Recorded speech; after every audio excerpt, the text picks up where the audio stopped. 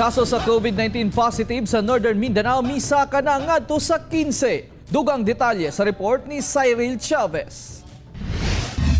Base sa gipagawa sa DOH Central Office, adunay duha ka bag-ong COVID-19 positive patient ang natala sa Northern Mindanao. Diin miabot na ngadto sa 15 ang nagpositibo sa reyon ug unom niini ang mipanaw na. Ang duhang nadugang nga positibo nga mipanaw na mao ang usa ka 42 anyos nga lalaking taga Iligan City.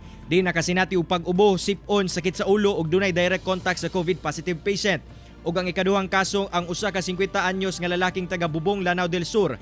Nakasinati og ubo, sakit sa ulo, paglisod sa paghinga ug adunay direct contact sa usa ka confirmed COVID-19 patient. Through its 10 task groups, has sprung into action and responding to the needs of our constituents.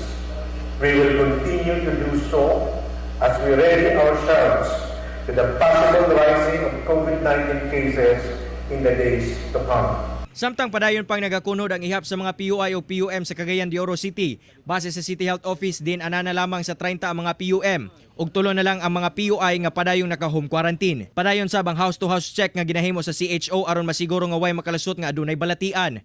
May pasalig sab sila nga padayon ang contact tracing sa mga PUIs nga naka-admit sa NMMC kinsa ana sa Tandugonon nga kahimtang. Karon gikan sa 321 PUI sa Region 10, anana lamang sa 49 ang mga naka-admit.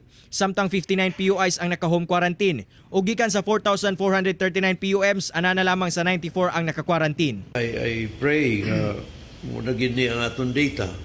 Munang ato yung i-activate tong Rituyas Army.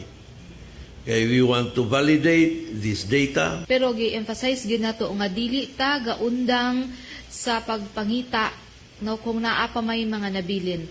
Mao ni nga dili ta maging complacent. Kauban si James Yap sa kamera. Ako, si Cyril Chavez para sa One Mindanao.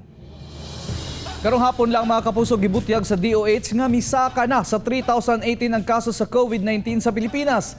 Anaa na sab sa 136 ang namatay tungod sa maong sakit. Hinuon, 52 na ang nangaayo.